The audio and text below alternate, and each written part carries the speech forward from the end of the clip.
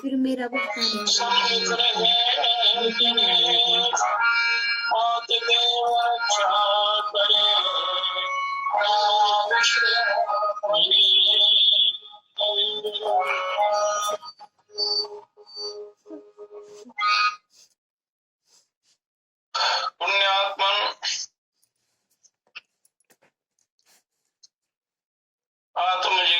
को परिपूर्ण ब्रह्म के साकार रूप प्रभु श्री राम और कृष्ण जी परिपूर्ण ब्रह्म के पूर्ण अवतार हैं। उनकी आत्माओं मनुष्य को सदाचार का पालन करना चाहिए, क्योंकि जो योग विद्या परिपूर्ण ब्रह्म परमात्मा से मिलाने वाली है, उसमें सदाचार का महत्व बहुत ही अधिक है। सदाचार के बिना आप किसी भी प्रकार का ज्ञान, सही ज्ञान प्राप्त नहीं कर सकते, क्योंकि ये जीवन आपको परिपूर्ण ब्रह्म का साक्षात्कार करने के लिए मिला है। तो जिन युक्तियों के द्वारा आप उन परम प्रभु का साक्षात्कार कर सकते हैं, उनमें सदाचार का बड़ा ध्यान रखना है।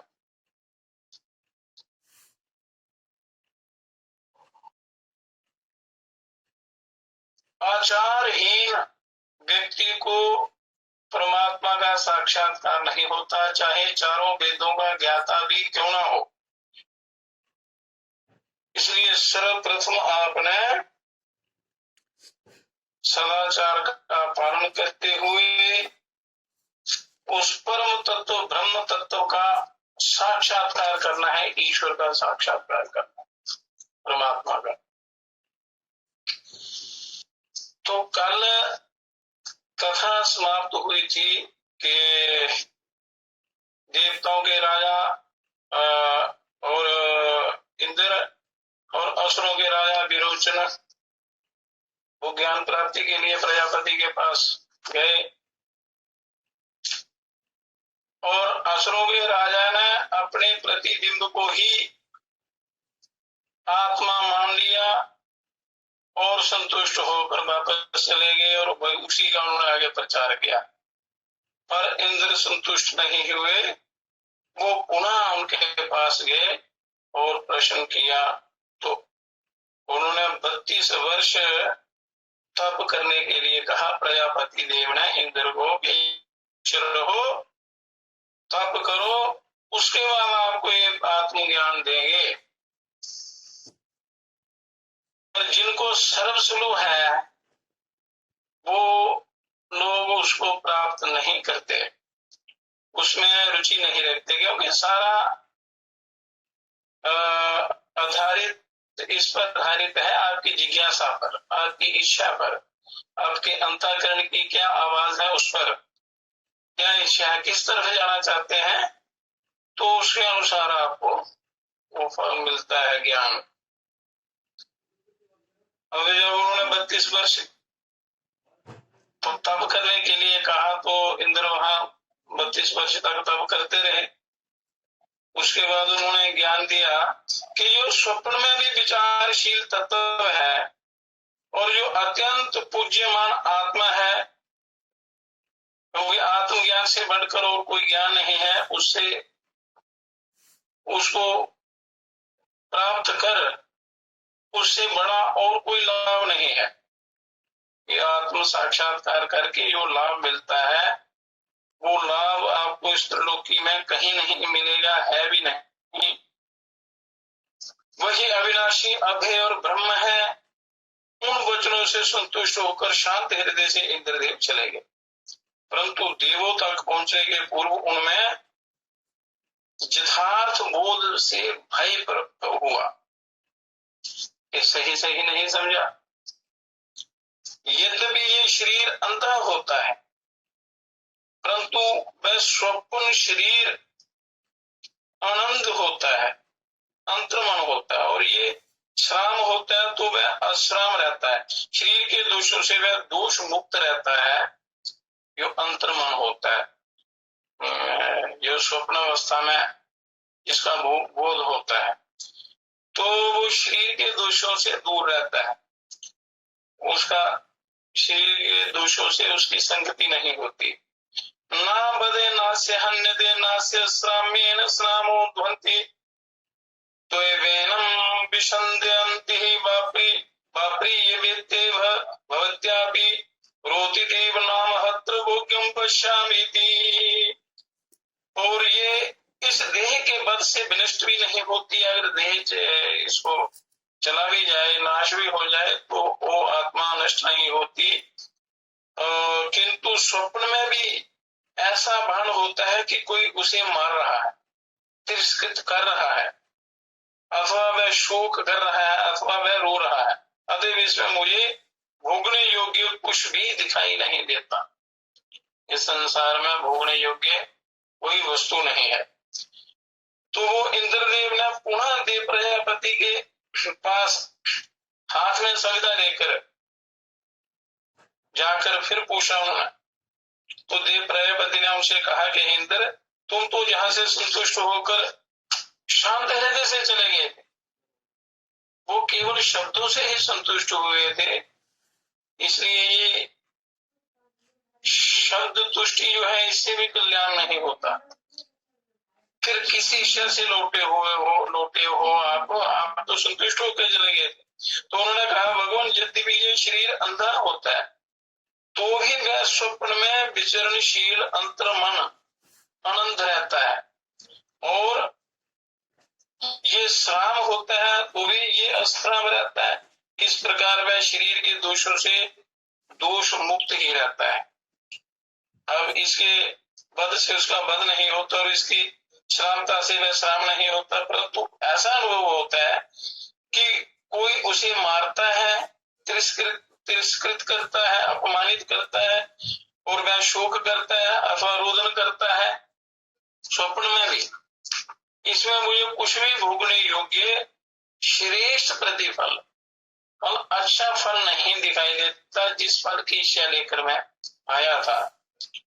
तब देव प्रजापति ने इंद्र से कहा कि हे इंद्र, ये तथ्य ऐसा ही है।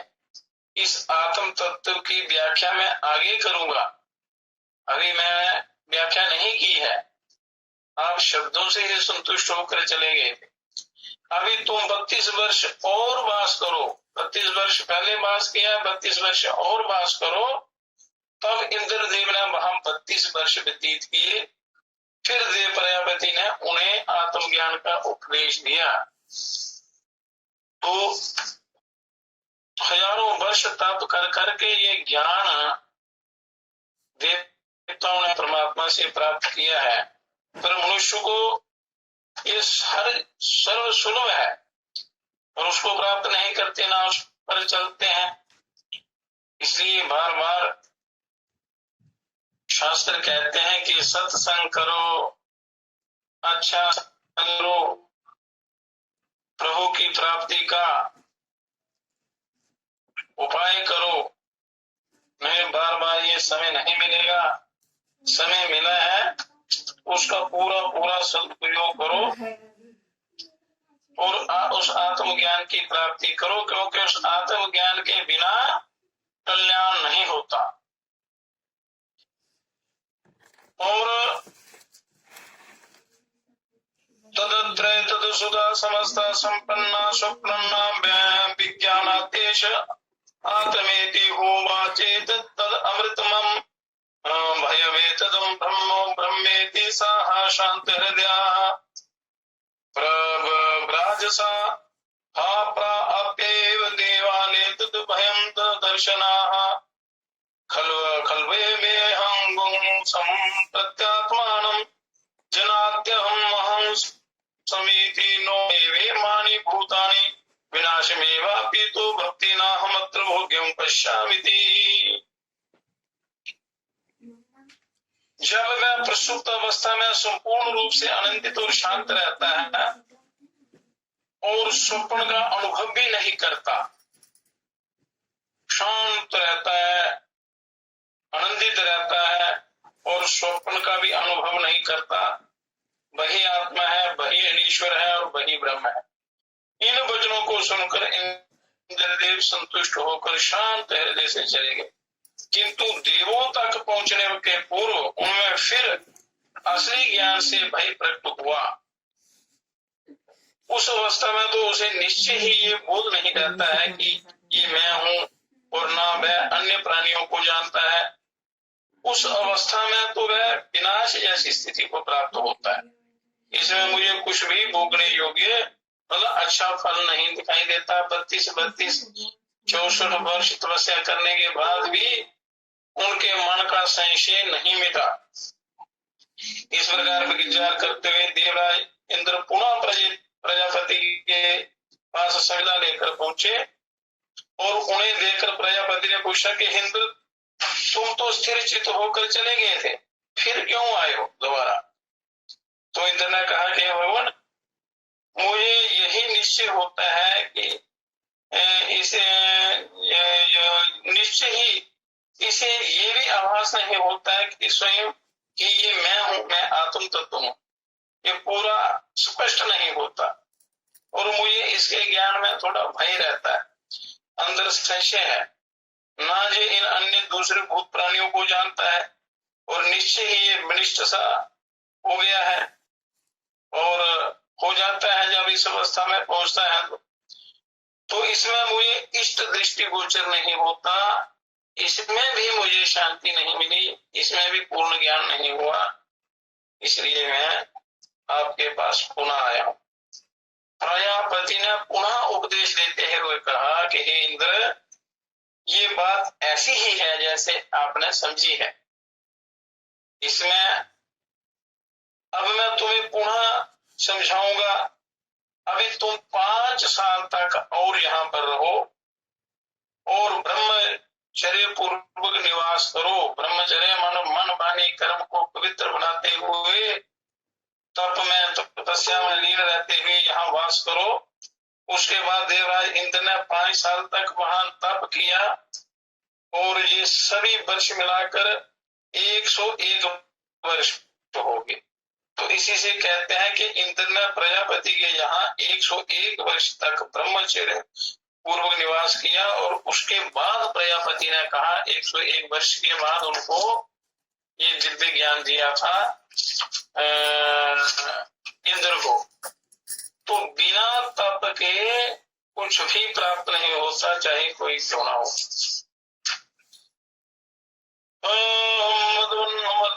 इदं शरीरमात्म मृत्युना तदस्य अमृतस्य शरीरस्यात्मनो अर्थनामातो भवे स शरीरः प्रिया अप्रियाभ्यन्न भवे स शरीरस्य सदा प्रिया अप्रियो रहपतिरस्य शरीरं भावसन्तं न प्रिया प्रिय सुपृष्ठदाः।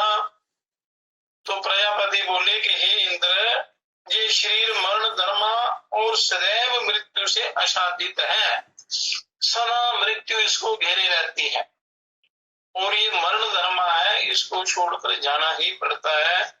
अविनाशी और अशरीरी आत्मा का ये शरीर वास स्थल है, जो अविनाशी आत्मा है उसके रहने का ये स्थान है। जैसे यहाँ लोग घर बनाकर रहते हैं, वो उनका हर उनका आश्रय है, उसी प्रकार आत्मा का ये रहने का स्थान ये शरीर है। शरीर आत्मा निश्चय ही प्रिय और अप्रिय से घिरा हुआ है। शरीर जो आत्मा है ये आत्मा का घर है। तो जब ये शरीर में रहता है तो इसके अच्छे बुरे प्रभाव में आ जाता है, उसको फल भोगना पड़ता है, प्रिय और अप्रिय से घिरा हुआ रहता है, अच्छे और बुरे से।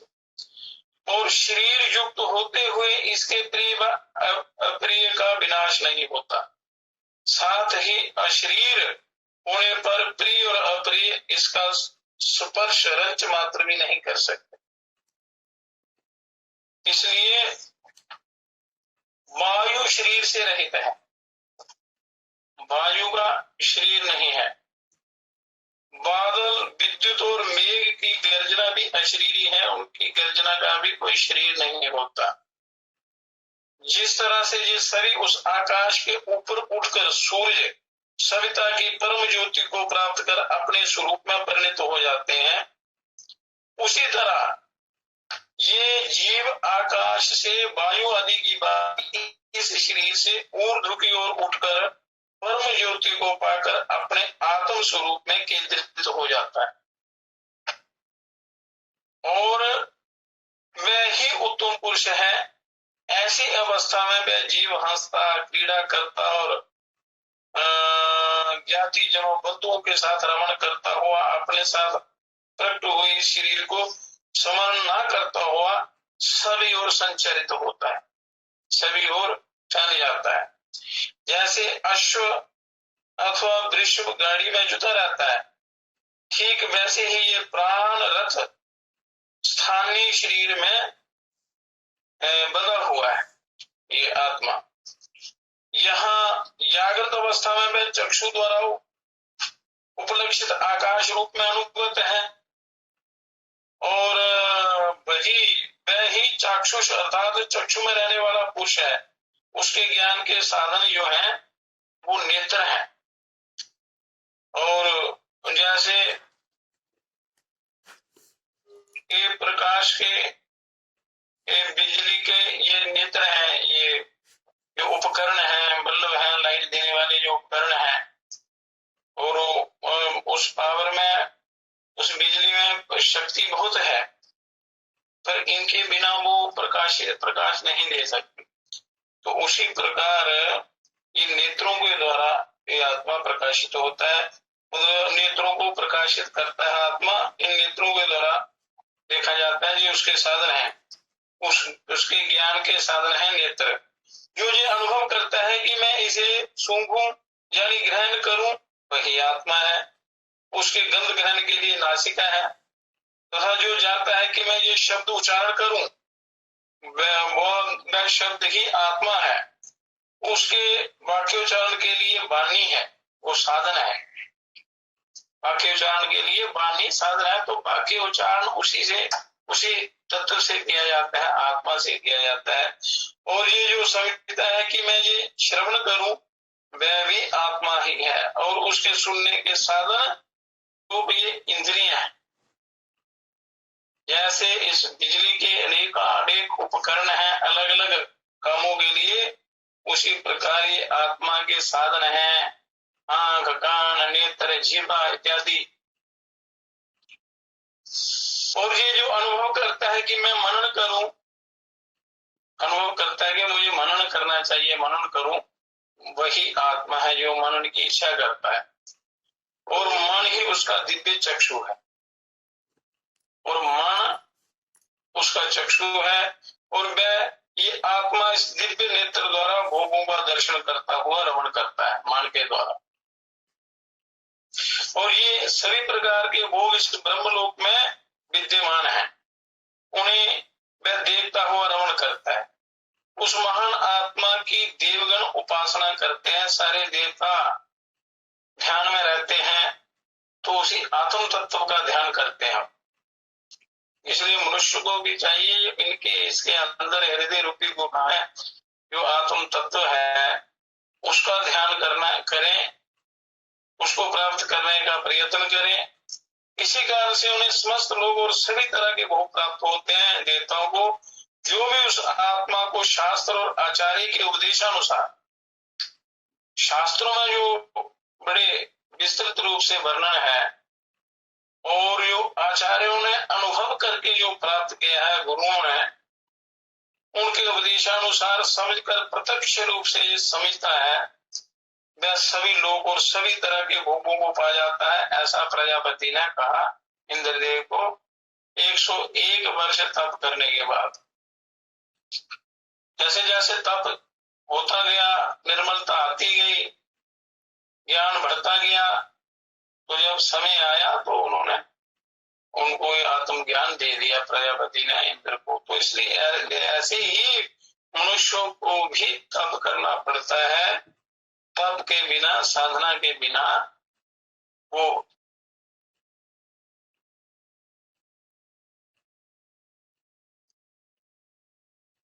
मैं शरीर के नष्ट होने के पश्चात शाम उन्हें हृदय कमल में स्थित ब्रह्म से शबल ब्रह्मलोक को प्राप्त करूं और साथ ही शबल ब्रह्मलोक से श्याम को प्राप्त करूं।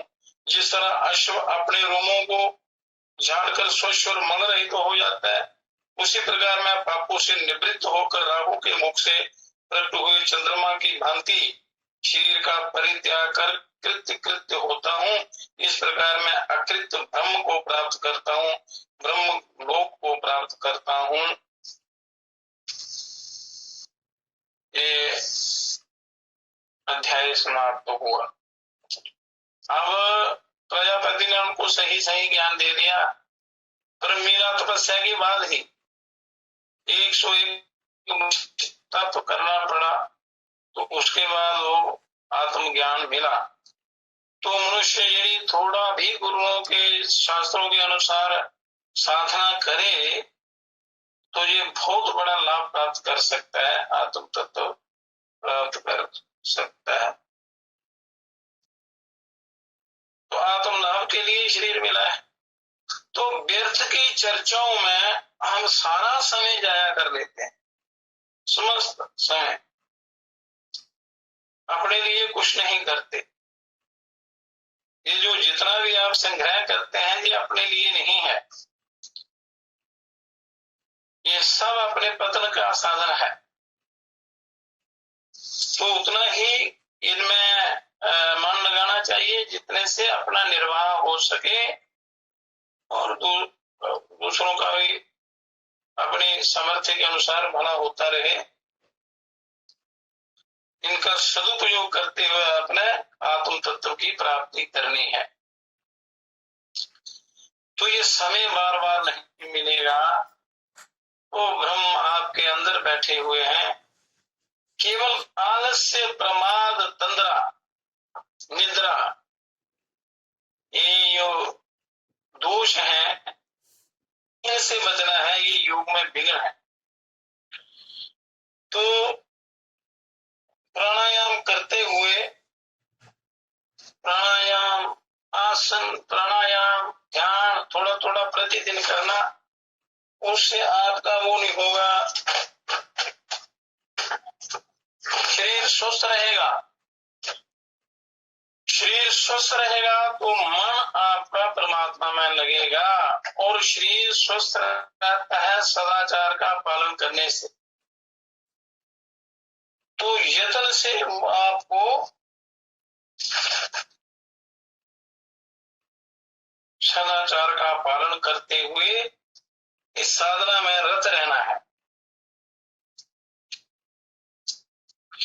आकाश इस नाम से श्रुतियों में प्रसिद्ध आत्मा नाम और रूप का निर्वाह करने वाला है, और नाम एवं रूप जिस ब्रह्म के अंतर्गत है वही ब्रह्म है, वही आत्मा है, वही अमृत है। और मैं प्रजापति के सभाग्रह को प्राप्त करता हूँ, यश रूप आत्मा हूँ। मैं ही ब्राह्मणों के यश, क्षत्रियों के यश, वैश्यों के यश को प्राप्त करता हूँ। मैं यशों का भी यश हूँ। मैं दंत रहित होने पर भी अदर्क हूँ, अर्थात बिना दंतों के ही भक्षण करने वाला। लाल वर्ण युक्त श्वेत बिंदु और को प्राप्त ना करूं, अर्थात स्त्री गर्भ में गमन ना करूं, पर मुझे गर्भ में ना जाना पड़े, क्योंकि गर्भ में बड़ा भारी कष्ट होता है। जन्म लेना, फिर जन्म जीवन जीना, फिर मरना, बहुत भारी कष्ट होता है। और जन्म मरण से चक्कर से बचना है तो आत्म ज्ञान के बिना आप इससे छुटकारा नहीं पा सकते। जैसे संसारिक कर्मों में, वासनाओं में लिप्त रहेंगे तो फंस जाएंगे उस चक्कर में सदा के लिए। ये जन्म मरण का चक्कर चलता रहेगा, दुखों का चक्कर चलता रहेगा। तो इसलिए मनुष्य जन्म बड़ा दुर्लभ जन्म है, देवताओं को भी दुर्लभ है, और इसको प्राप्त करके इसी में आपने अपने आप को पहचानना है, अपने स्वरूप को जानना है। उसको जान लेने के बाद ये गर्भ में आवागमन नहीं होता और परमानंद की स्थिति को प्राप्त हो जाता है सदा के लिए जीवात्मा। तो इस श्रेष्ठ आत्मज्ञान का वर्णन ब्रह्मा जी ने प्रजापति से किया। और प्रजापति ने मनु से तथा मनु ने समस्त प्रजा वर्ग को सुनाया, प्रजा को सुनाया। और जिसने अच्छी प्रकार सुनकर उसको धारण किया तो उनका कल्याण हुआ। जो गुरु के प्रति अपने कर्तव्यों को नियमानुसार पूर्ण करके, मतलब अपने कर्तव्यों को जो नियम है उनके अनुसार पूर्ण करना चाहिए, पूर्ण करके वेदों के ज्ञान को प्राप्त कर आचार्य के घर से विदा होकर, गुरुकुल से विदा होकर, गुरुकुल में सही ज्ञान मिलता था।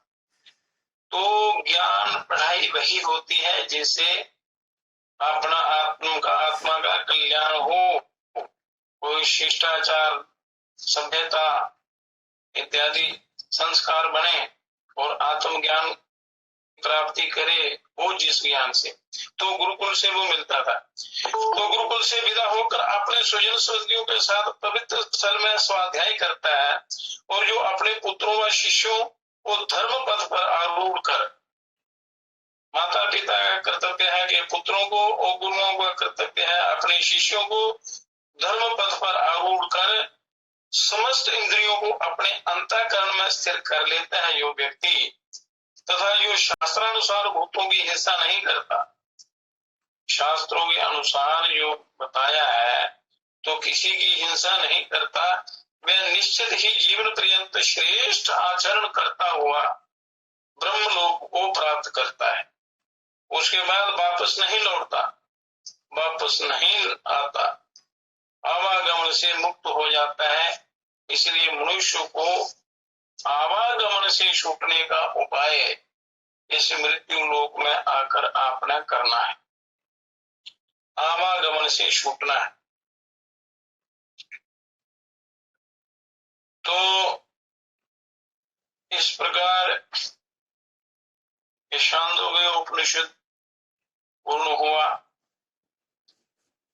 अब आगे ओम शन्नो मित्राय शं वरुणाय शन्नो भक्तर्यमा शन्ना इंद्रो बृहस्पति शन्नो विष्णुरुक्रमः ओम नमो ब्रह्मणे नमस्ते वायो त्वमेव प्रत्यक्षं ब्रह्मासि त्वमेव प्रत्यक्षं ब्रह्मं वदिष्यामि ऋतं वदिष्यामि सत्यं वदिष्यामि तन्मामवतु तद्भक्तारमवतु अवतु मामम् अवतु भक्तारम् ओम शांति शांति शांति।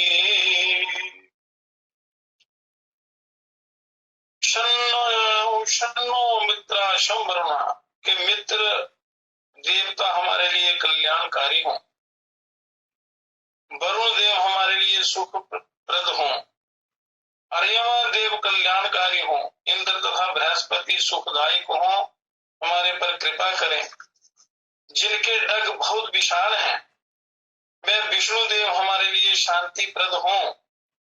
ब्रह्म को नमस्कार है कि वायु आपको नमस्कार है, क्योंकि आप प्रत्यक्ष ब्रह्म हैं, आपसे ही मनुष्य प्राण धारण करता है, आपको ही प्रत्यक्ष ब्रह्म कहते हैं।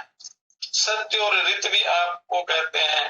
वह ब्रह्म हमारी रक्षा करे, वो परिपूर्ण परम पिता हमारी रक्षा करे, हमारे आचार्य की रक्षा करे, हमारी तथा हमारे आचार्य दोनों की रक्षा करे। त्रिविध तापों से शांति हो, 3 बार शांति बोलते हैं। ओम शांति ही शांति ही शांति ही। आदि दैविक आदि भौतिक आध्यात्मिक तीनों प्रकार के तापों की शांति हो और शांति का प्रयत्न करना चाहिए मनुष्य को। जब जन्म मिला है इतना पवित्र, तो समय का सदुपयोग करते हुए सब इंद्रियों को वश में करते हुए उस परिपूर्ण ब्रह्म को प्राप्त करना है, अपना समय का सदुपयोग करना है।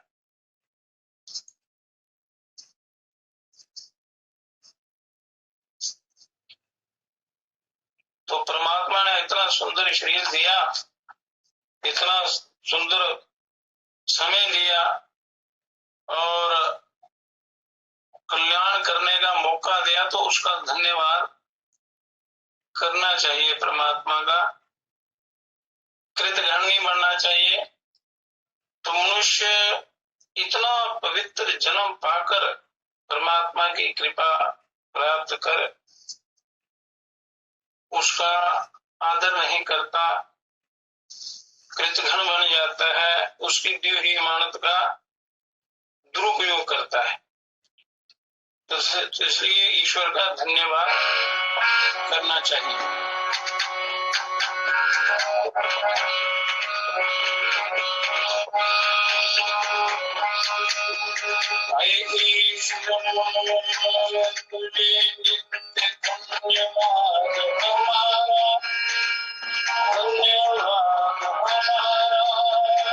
सब विश्व का तू ही है प्रभु एक आधार, सब विश्व का तू ही है प्रभु एक आधार।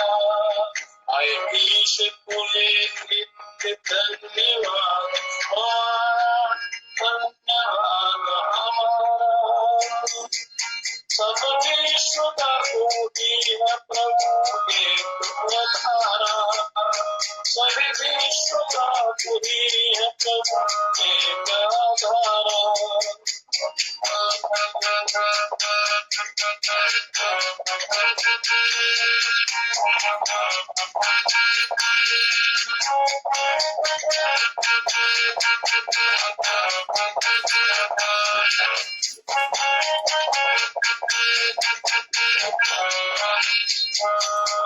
तुमने दिया हमें देह मनुष्यता, हमें देह मनुष्यता, हमें देह मनुष्यता, हमें देह मनुष्यता। तुमने दिया हमें देह मनुष्यता, सब जीवन से बड़ा है प्राण प्यारा, सब जीव ढूंढ से बड़ा है प्राण प्यारा। सर्वेश्वर का तू ही है प्रभु एक आधार, सब विश्व का तू ही है प्रभु एक आधार।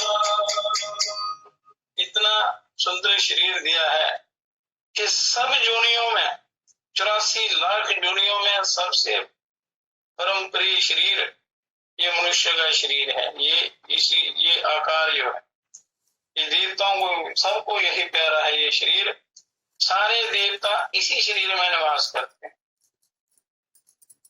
तो उपनिषदों में भी कथा आती है कि अनेक शरीर बनाए उस प्रजापति ने, तो पर देवताओं को यही शरीर जो है पूर्ण लगा, संपूर्ण लगा, अच्छा लगा, प्यारा लगा, तो इसको उन्होंने ग्रहण किया, इसी में वास किया। इतना सुंदर स्वरूप दिया, प्राणों से भी प्यारा ये स्वरूप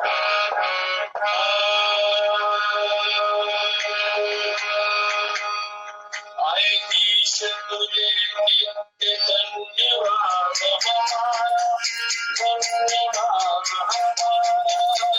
सर्वेश्वर का तू ही है प्रभु एक आधार, सर्वेश्वर का तू ही है प्रभु एक आधार। सब दुनिया हमारे बड़ी कुशलता में, बड़ी कुशलता में, बड़ी कुशलता में, बड़ी कुशलता में।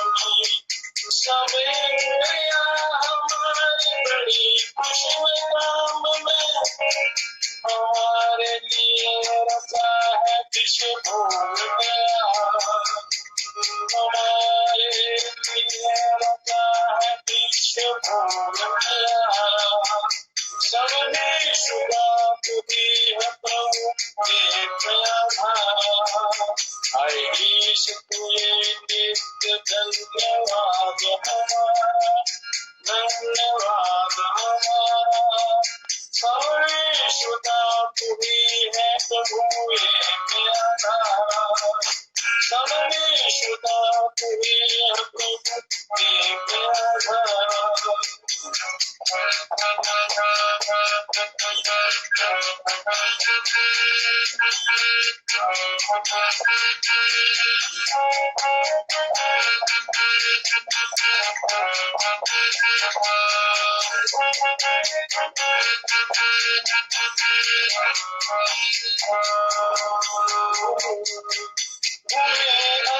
समीर नीर गगन तारिका गगन तारिका गगन तारिका गगन तारिका भूमि अगन समीर नीर गगन तारिका रविचंद्र सबसे दे रहे हो हमको सहारा रविचंद्र सबसे दे रहे हो हमको सहारा सब देश का तू ही है प्रभु एक आधार ईश तुझे नित्य धन्यवाद हमारा धन्यवाद हमारा सर्वेश का तू ही है प्रभु एक आधार सर्वेश का प्रभु तू ही है एक आधार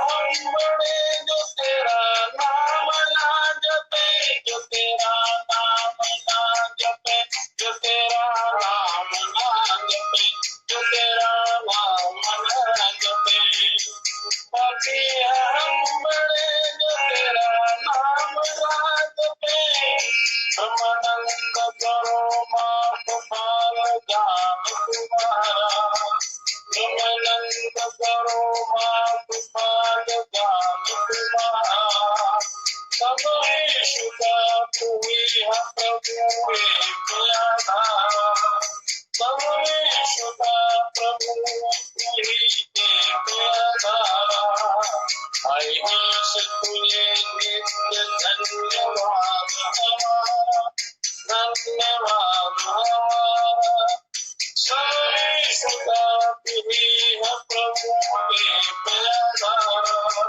सब यीशु का तू ही है प्रभु एक आधार।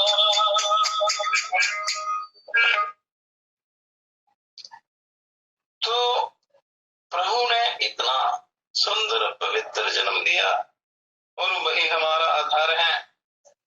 ये प्रभु हमें बाल जानकर आप क्षमा कर दीजिए क्योंकि हम बड़े पापी हैं, आपके बताए हुए मार्ग पर नहीं चलते, पर आज से हम आपकी शरण में आते हैं। हमारे जो कसूर हैं वो माफ करके प्रभु अपनी शरण में ले लीजिए और कल्याण के मार्ग में लगा दीजिए। इस प्रकार उस प्रभु का धन्यवाद करना चाहिए। पर मनुष्य भूल जाता है और दुनियादारी के काम में अपना जीवन लगा देता है, हाथ कुछ नहीं लगता। ओम शिक्षा व्याख्या श्यामा वर्ण स्वर मात्रा बलम साम संतान इत्युक्तः शिक्षाध्याय। अब उस शिक्षा की व्याख्या करते हैं जिससे कल्याण होता है। वर्ण स्वर मात्रा बल साम तथा संधि ये सब शिक्षा की सार वस्तुएं हैं, जो पढ़ाई असली पढ़ाई है। इस प्रकार इसे शिक्षा अध्याय कहा गया है। इस उपनिषदों में शिक्षा का बड़े विस्तृत रूप से वर्णन है कि शिक्षा के बिना कल्याण नहीं होता, ज्ञान नहीं होता।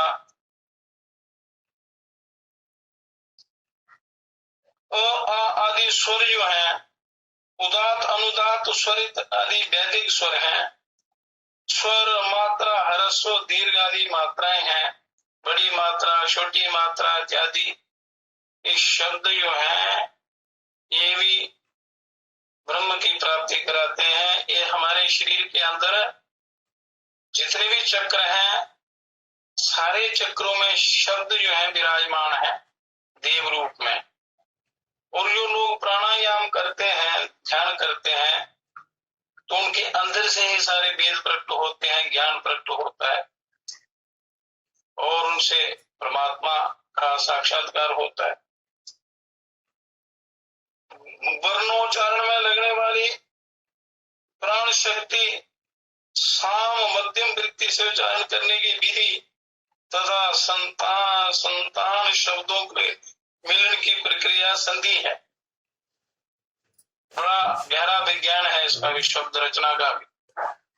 जो शब्द उच्चारण किया जाता है वो शरीर के अंदर की जो आकृतियां हैं वहां से होकर वायु, जब प्राण वायु निकलता है तो उसके स्पर्श से उस आकार का शब्द निकलता है वाणी के रूप में। तो शिक्षा का शिक्षा रूप वैदिक प्रयोग है। वेदों में बड़ी सुव्यवस्थित सुसंस्कृत जो शिक्षा प्रणाली है वो इस जीवन का उद्धार कर देती है, ज्ञान प्राप्ति में बड़ी सहायक है। हम दोनों शिष्य और आचार्य का साथ साथ बढ़े। हम दोनों आचार्य, गुरु और शिष्य, हम दोनों का ब्रह्म तेज भी साथ साथ बढ़े। हम 5 अधिकरणों में संहिता की इस उपनिषद की व्याख्या करते हैं, जो परमात्मा के पास ले जाता है, जो ज्ञान ये उपनिषदों में है। ये 5 अधिकरण है: अधिलोक, अधिज्योतिष, अधिविद्या, अधिग्रज और अध्यात्म। विद्वान जनों ने महासंहिता कहते हैं। और शास्त्रों की जानकारी होना सबके लिए बहुत आवश्यक है और उस पर चलता कोई है। अगर चले सारे तो कल्याण हो जाता है और जानकारी होना बहुत आवश्यक है। अब लोक संबंधी संहिता का वर्णन करते हैं।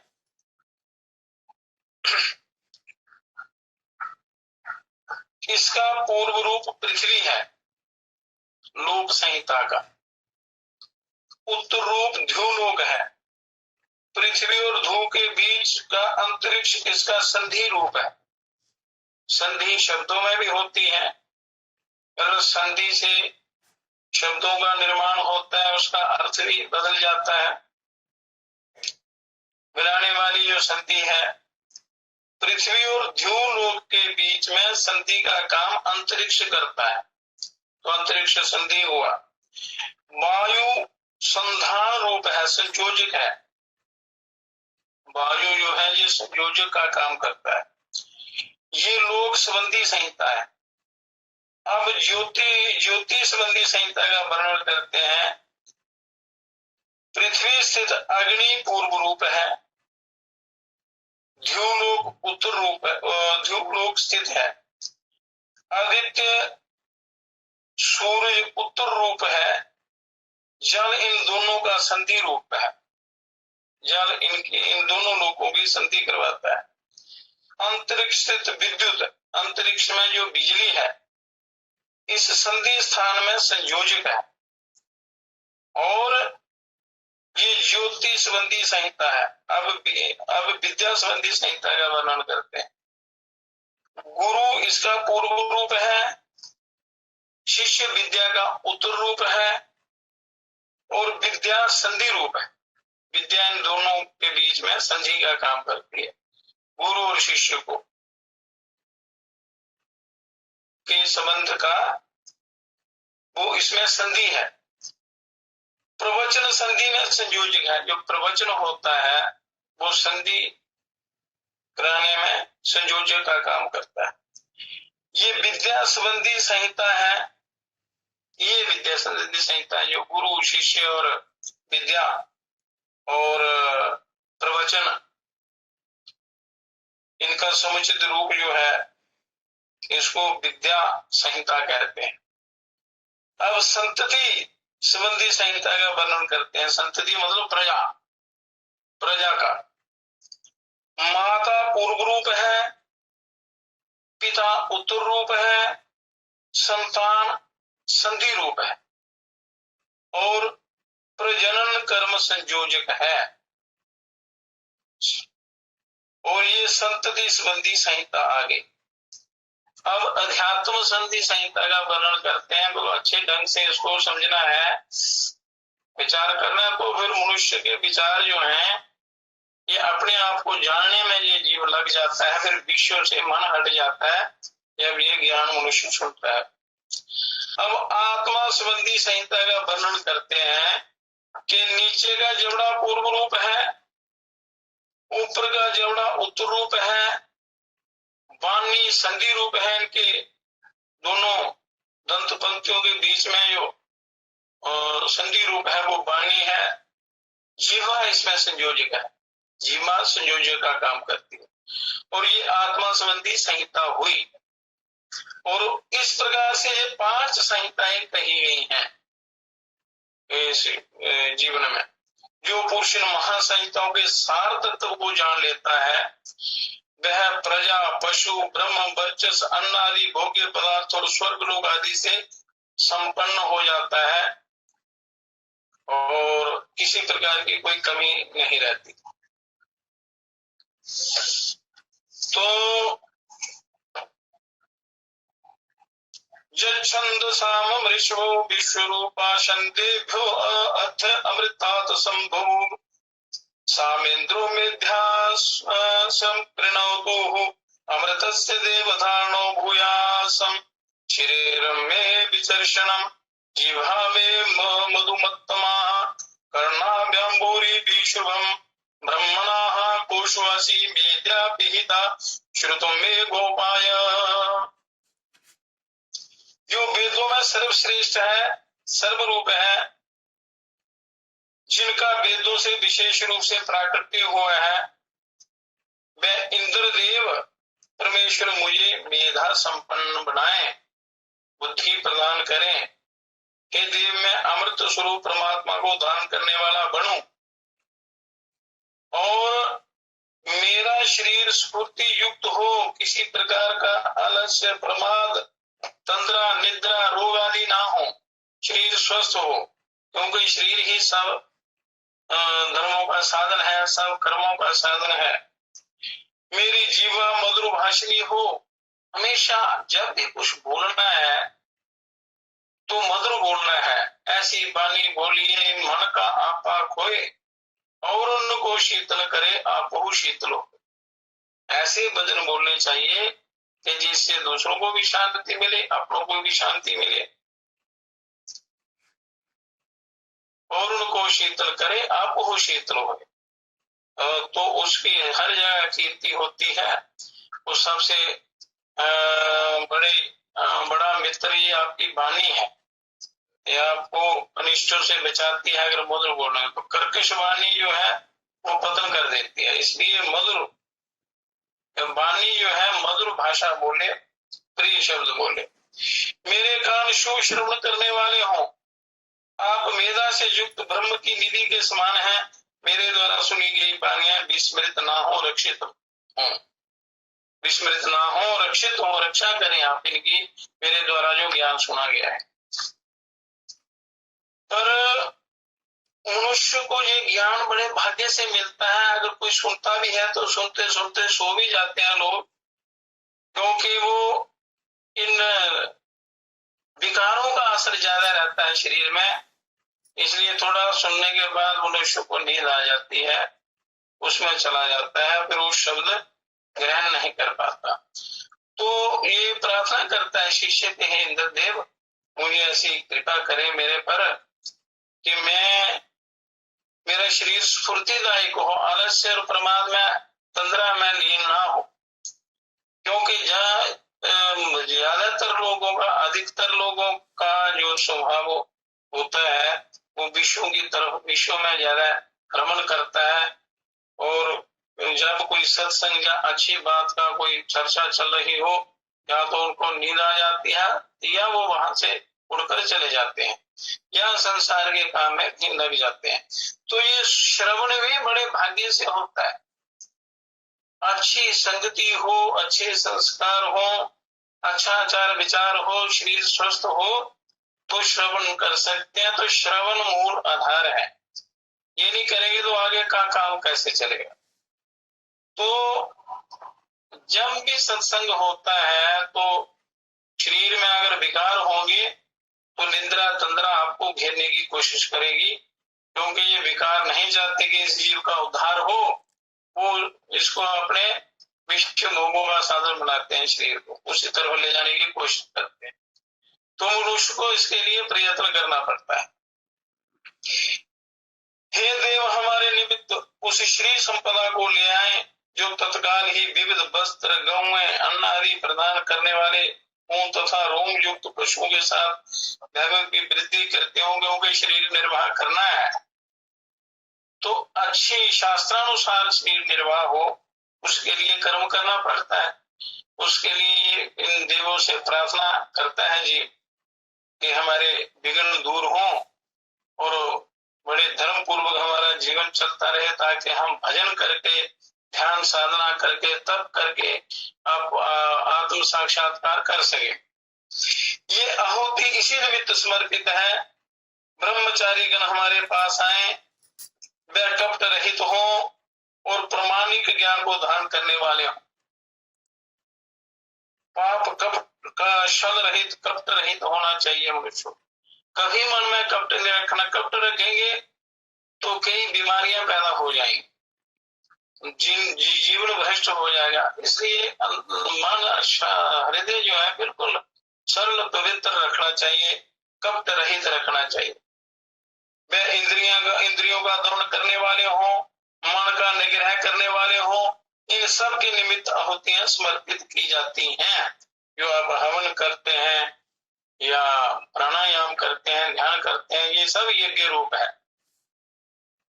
यज्ञ, दान और तप, ये शास्त्रों में लिखा हुआ है। यज्ञ, दान और तप ये मनुष्य को सदा करते रहना चाहिए। ये कल्याण के साधन हैं, ये महान तीर्थ हैं और सार वस्तुएं हैं ये। इसलिए इनका जीवन में प्रयोग करते रहना चाहिए। हम सब लोगों में यशस्वी हो, धर्मानों में अधिक धन संपन्न हो। हे भगवान, हम आप में प्रविष्ट हो, आप हम में प्रविष्ट हो। सहस्र रूप वाले भगवान, हे प्रभु, आपकी उपासना से हम पवित्र हों। पवित्रता लानी है जीवन में, उसके बिना काम नहीं चलेगा। इसलिए मनुष्य को पवित्रता पूर्वक चलना चाहिए, अपना जीवन बनाना चाहिए। पवित्र आचरण, पवित्र चाल चलन, पवित्र खान पान होगा तो ये सारे कर्म पवित्र होंगे, तो उसके बाद आपको आत्मज्ञान का लाभ हो सकता है। इन सब के निमित्त आहुतियां समर्पित की जाती हैं। जैसे जल निम्न स्थानों की ओर प्रवाहित होते हुए समुद्र में पहुंच जाता है और महादिनों का अक्षय करते हुए संवत्सर में विलीन हो जाते हैं, माह और दिन, पक्ष इत्यादि। और हे विधाता, उसी प्रकार ब्रह्मचारी गण सब ओर से हमारे पास आए। आप हमारे आश्रय स्थल हैं, आप हमें प्रकाशित करें, आप हमें प्राप्त हो। आपको कोटि कोटि नमन है। अब ओम भूर्भुवः सूर्यदेवा एतस्मिन् व्याहृत्यः कामामोह समेता चतुर्थी महा चमस्यः प्रवेदयति मह इति तद् ब्रह्मं सा आत्मा अंगानन्य देवता भूरिति वा अयं लोकः भुव इत्यन्तरिक्षं सुविदित्य सो लोकः महा इत्यादित्यः आदित्येन वा चम्बावं सर्वे लोका महीन्ते भूरिति वा अग्निः भुवा इति वायुः सुविदित्यादित्यः महा इति चन्द्रमः चन्द्रमसा भाव सर्वाङ्गानि ज्योतिषंसि महीयन्ते भूरिसि वारिचा भुवा इति सामानि सुविदिति ययुवंसि महा इति ब्रह्मं ब्रह्मणा भाव सर्वे वेदा महीयन्ते भूरिति वै प्राणाः भुवा इत्यप्राणाः सुविदिति प्राणाः महा इत्यन्नमम् अन्येन सर्व प्राणा महीयन्ते तावा तम्रश्चतुर्थः चतुर्सो व्याहृत्याः तायो वेदः सा वेद ब्रह्मं सर्वेऽस्मै देवा वरीमावहन्ति। भूर्भुवः स्वः ये 3 व्याहृतियां हैं। ओम भूर्भुवः स्वः। उनसे भिन्न जो चौथी व्याहृति महा है, जिसे सर्वप्रथम महाचमस के पुत्र ने जाना था, और वह महा ही ब्रह्म है, वही ब्रह्म की आत्मा है, अन्य देवता उसके अंग हैं। भू ये व्याहृति पृथ्वी लोक है, और भुवा ये व्याहृति अंतरिक्ष लोक है। भुवा अंतरिक्ष लोक को कहते हैं। और स्वः ये व्याहृति स्वर्ग लोक की है, महा आदित्य है, और उस आदित्य से ही संपूर्ण लोक महिमा को प्राप्त होते हैं। भू ये व्याहृति ही अग्नि है, भुवा ये वायु है, स्वः ये आदित्य है, महा ये व्याहृति चंद्रमा है। तो चंद्रमा से ही समस्त ज्योतियां महिमा को प्राप्त होती हैं। भू ऋग्वेद है, भुवा ये सामवेद है, स्वः ये यजुर्वेद है, महा ये ब्रह्म है, और ब्रह्म से ही समस्त वेद महिमा को प्राप्त होते हैं। और भू प्राण है, भुवा अपान है, स्वः ये ध्यान है, प्राण अपान और ध्यान, और महा ये अन्न है, अन्न से ही सभी प्राणों में बल संचार होता है, क्योंकि अन्न में बल है। और ये चारों व्याहृतियां 4 प्रकार की हैं, एक के 4 पाद होने से कुल 16 व्याहृतियां मानी गई हैं, होती हैं। इस प्रकार जो जानता है वह ब्रह्म को जान लेता है। उस पुरुष के लिए संपूर्ण देवता अपने अनुदान प्रदान करते हैं। तो इस प्रकार ये त्रिगुणात्मक सृष्टि, और जैसे 3 गुण हैं, 3 काल हैं, 3 शक्तियां हैं, 3 देव हैं, 3 व्याहृतियां हैं, इस त्रिगुणात्मक ये सारा ज्ञान है। तो इस त्रिगुणमयी सृष्टि का जो सही ज्ञान प्राप्त कर लेता है और आत्मानुसंधान करता है, तो उसका अवश्य ही कल्याण होता है। अब इस शरीर की शुद्धि के लिए प्राणायाम का अभ्यास बता रहे थे कि जो आत्म तत्व, जिस आत्मा को आपने प्राप्त करना है, तो उसके लिए पहले आपका शरीर जो है ये पवित्र होना चाहिए, शुद्ध होना चाहिए, निरोग होना चाहिए, इसमें किसी प्रकार का कोई विकार नहीं होना चाहिए। तो उसके लिए योग में कई युक्तियां बताई हुई हैं, तो उनमें प्राणायाम का बड़ा वर्णन किया गया है। प्राणायाम के द्वारा कुंडलिनी शक्ति ऐसे जागृत होती है, और कुंडलिनी जब जागृत होती है तो ये शरीर दिव्य बन जाता है, और जीवात्मा का उस ब्रह्म से मेल कराने में ये बड़ी सहायता करती है महामाया कुंडलिनी शक्ति। ये जिससे जो शरीर जो कार्य करता है, ये उसी कुंडली के प्रभाव से होता है। तो कई लोगों में जो आवेश सा आता है, और कहते हैं कि देवता बीच में आ जाते हैं, प्रवेश करते हैं, तो किसी कारणवश थोड़ी सी वो शक्ति हिल जाती है या जागृत होती है, पर ये मनुष्य उसको जान नहीं पाता और उसको दूसरे रूप में ले लेता है। सही साधना को छोड़कर उसका पूरा लाभ नहीं ले पाता और ऐसे अज्ञान अंधकार में अपना जीवन बिता देता है। इसलिए योग युक्ति के द्वारा इस कुंडलिनी की महिमा को जानकर इसको जागृत करके आपने उस आत्म तत्व को प्राप्त करना है, ईश्वर को प्राप्त करना है।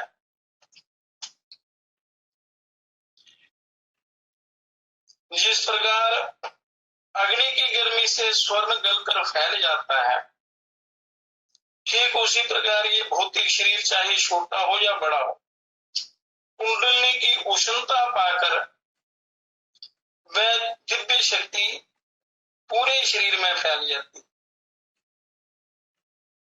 कुंडलिनी जब हिलती है, जागृत होती है, कुंडलिनी की उष्णता ही इसको दिव्य बना देती है शरीर को, और इस दिव्य शक्ति के प्रभाव से ये अधिभौतिक शरीर जो है आदि दैविक शरीर के रूप में परिवर्तित हो जाता है। जब कुंडलिनी जागृत होती है तो आदि भौतिक जो है आदि दैविक मतलब देव दिव्य शरीर हो जाता है कुंडलिनी जागने पर, तथा शरीर अत्यंत पवित्र होकर सूक्ष्म शरीर की तरह हो जाता है।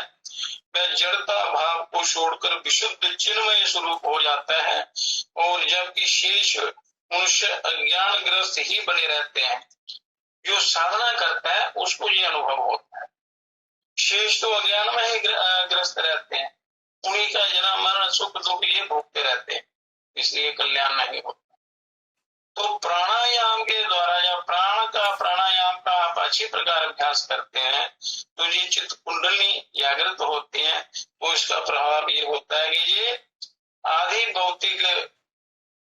भौतिकता से ये आदि दैविकता की तरफ चला जाता है। ये शरीर आदि दैविक बन जाता, देवताओं ऐसा हो जाता है, और उस साधु को अपने स्वस्वरूप की जानकारी हो जाती है। तब वह भवबंधन अर्थात आवागमन से मुक्त हो जाता है, और वह काल के पाश से भी मुक्त हो जाता है। रस्सी में सर्प, सीती में चांदी और स्त्री में पुरुष के भ्रम की तरह अपने स्वरूप का ज्ञान होने पर साधु को अपने शरीर की नश्वरता का बोध हो जाता है। जब थोड़ा बहुत ज्ञान हो जाता है तो अपनी नश्वरता का, शरीर की नश्वरता का बोध हो जाता है, और आत्मा की नित्यता का बोध हो जाता है कि आत्मा अजर अमर अनंत असीम है। तो इस प्रकार पिंड और ब्रह्मांड का तथा सूक्ष्म शरीर और सूत्रात्मा के एकाकार होने पर अपनी आत्मा और परम चैतन्य स्व प्रकाशित परमात्मा की एकता का ज्ञान हो जाता है। जब आप अभ्यास करेंगे, प्रैक्टिकली अभ्यास करेंगे प्राणायाम का, तो आपको ये अनुभव होगा, और इतना आनंद का अनुभव होता है कि इसको फिर संसार के विषय भोग अच्छे नहीं लगते। फिर ये आत्मा उसकी प्राप्ति में लग जाता है, ईश्वर की प्राप्ति में, जो जिसके लिए ये आपको समय मिला है। शक्ति कुंडलिनी नाम विस्तंतु निभाषवा मूल कंदो फणा प्रेणं दृष्ट्वा कमल कंदवत मुखेणं पुच्छं संगृह्य ब्रह्मरंध्र समन्विता पद्मासन गता स्वस्थो बुधमाकुंच साधका वायुर्ऊर्ध्वं गतं कुंभका अविष्टमानसा वायव्यागात वशादग्नि स्वादिष्ठान गतो ज्वलनम्। कमल के नाल की तरह कुंडलिनी शक्ति होती है, तथा कमल कंद की तरह ही मूल कंद के को फणागर से देकर मुंह में अपने पुच्छ भाग को डालकर, अपने मुंह में अपनी पूंछ डालकर ब्रह्मरंध्र सुषमा नाड़ी के द्वार को ढक कर ये सुप्त पड़ी रहती है मूलाधार में।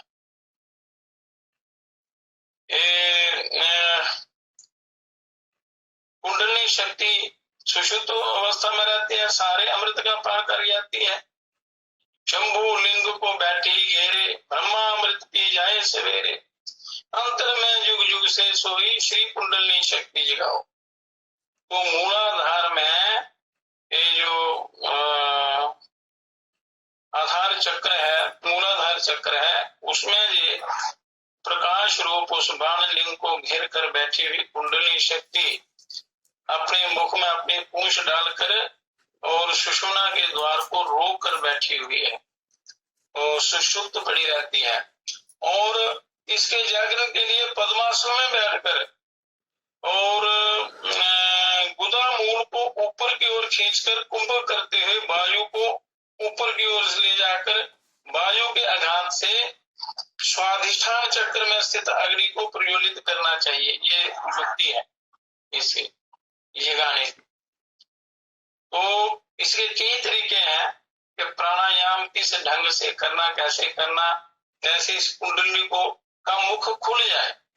जो इसने पूंछ अपने मुख में डाली हुई है, जब वो खुल जाती है तो उसका ब्रह्म बीची सुषुम्ना का द्वार जो है खुल जाता है, मोक्ष का द्वार खुल जाता है। तो उसमें वायु, प्राण वायु प्रवेश कर जाता है। तो उसके साथ ही ये कुंडली शक्ति ऊपर चढ़ती है और ओंकार का नाद भी वहीं से प्रकट होता है।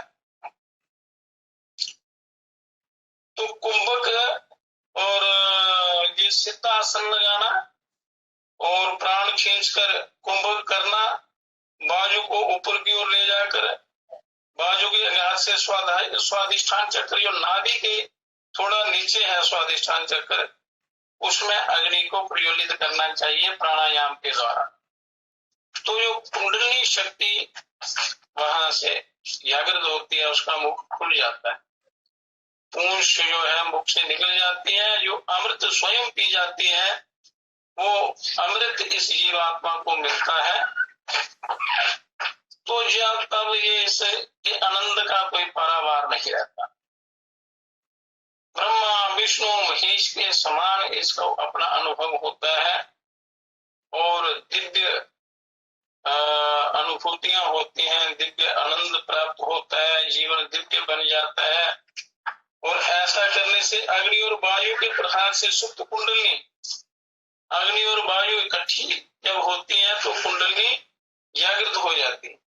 ब्रह्मा विष्णु रुद्र ग्रंथियों का भेदन करके षट चक्र का भेदन करती हुई, छहों चक्रों का भेदन करती हुई सहस्रार बिंदु में, उस सहस्रार कमल में पहुंच जाती है और तथा यहाँ वह शक्ति के रूप में शिव में मिलकर आनंद प्राप्त करती है। ये अवस्था परमानंददायी मुक्ति रूप होती है। तो ये कुंडली का ज्ञान बड़ा गहरा ज्ञान है। अच्छे प्रकार गुरुओं से सीख कर समझ कर इसका ध्यान करना चाहिए। इसके कई उपाय तरीके हैं, युक्तियां हैं। इस महाकुंडली की जो स्तुतियां हैं, मंत्र हैं, इनके मंत्रों के द्वारा, स्तुति के द्वारा भी, इसको प्रार्थना के द्वारा भी जागृत किया जा सकता है। यदि योग और प्रार्थना एक साथ कर लें तो कुंडली शक्ति जल्दी जागृत होती है, तो सारे अज्ञान अंधकार का नाश हो जाता है। ये शरीर जो है ये दिव्य बन जाता है और आत्म साक्षात्कार बड़ा जल्दी होता है। इस जग जननी की कृपा के बिना ये साक्षात्कार नहीं होता। इस प्रकार आप सबको ईश्वर की प्राप्ति के लिए उपाय जो है ये करने चाहिए। बड़ा जीवन बड़ा अनमोल है और आपके पास समय भी बहुत है। मतलब संसारी बातें ना की, उल्टे सीधे काम ना किए, व्यर्थ की ग्राम्य चर्चा में ना रहे, व्यर्थ के विषय वासना युक्त हर समय मनुष्य बातों में लगा रहता है, उनसे बचे। ज्यादा सोने से बचे, जितना कम सोने से काम चल जाए करना जाए। अगर प्राणायाम ध्यान साधना करेंगे तो आपको नींद नहीं सताएगी और जो नींद में आपको आराम मिलता है उससे 1000 गुना ज्यादा आपको प्राणायाम और ध्यान से वो बल ताकत मिलेगी। नींद, महीने की नींद एक बार प्राणायाम करने से पूरी हो जाती। तो जो रोज ध्यान प्राणायाम ध्यान करते हैं तो उनका तो कहना ही क्या है, ये जीवन दिव्य बन जाता है। नींद अधिक, अति नींद, अति आलस्य, अति प्रमाद, तंद्रा निद्रा, विश्व की तरफ जो धारणा है, ये सब महापतन करने वाले। तो जितना इन कम चीजों से काम चल जाए और भजन ज्यादा हो, ध्यान ज्यादा हो, अच्छे कर्म ज्यादा हो तो वो कल्याणकारी होते। तो इन शक्तियों को जागृत करने के लिए आपके अंदर वो दिव्य ज्ञान और बल, शरीर की पवित्रता चाहिए। तो वो धीरे धीरे अभ्यास करते हुए आप करें। योग करते रहोगे योग धीरे धीरे तो मिल जाएगा वो ब्रह्म धीरे धीरे। इस प्रकार धीरे धीरे अपने कल्याण में लगे रहना चाहिए और ओम के नाद का अनुसंधान करते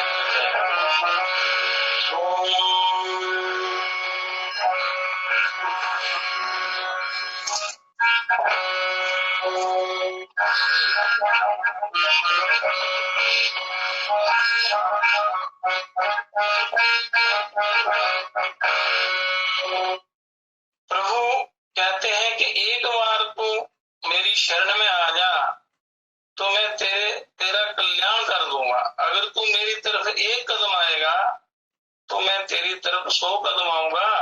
पर एक कदम चलने की हिम्मत तो कर, वो प्रयास तो कर कि परमात्मा की तरफ आपकी रुचि होनी चाहिए, तो बाकी काम हो जाएगा। ये कहते हैं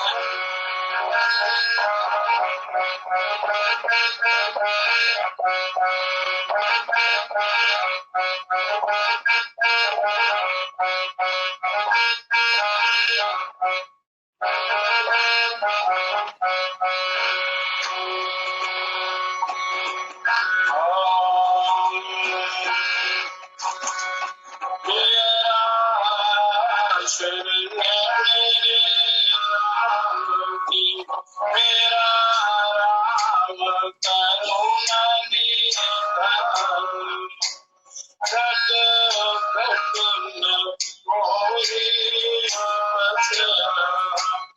वही जगत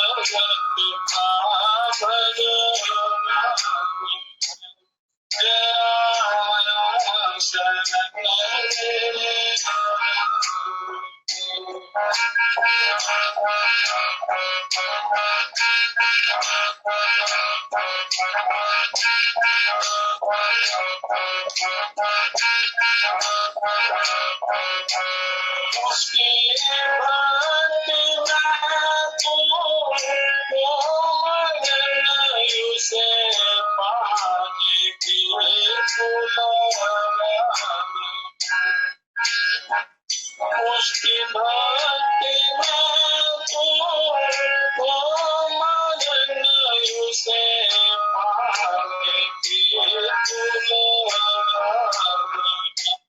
तेरे पाप सब धुल जाएंगे। प्रभु नाम इतना महान, तेरे पाप सब धुल जाएंगे। प्रभु नाम इतना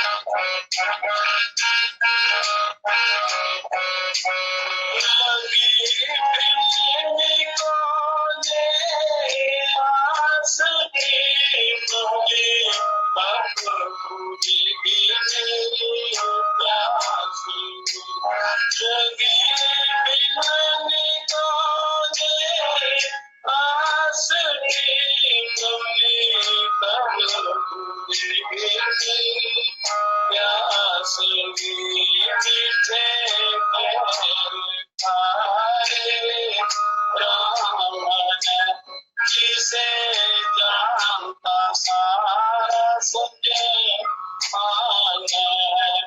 मीठे तेरे पाए राम जिसे जानता सारा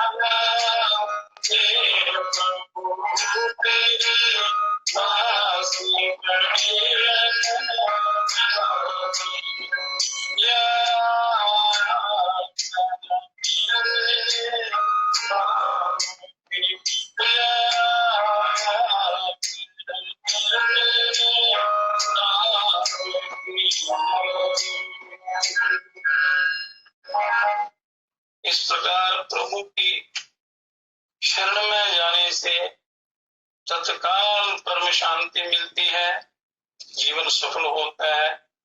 तो इसके लिए आपने प्रयासरत रहना है। ओम शांति ही शांति ही शांति ही। हे परम पिता, हे विश्व पिता, हे राष्ट्र पिता, हे जगदाधार, हे करुणामय दीन दयालु, पूर्ण गुरु, हे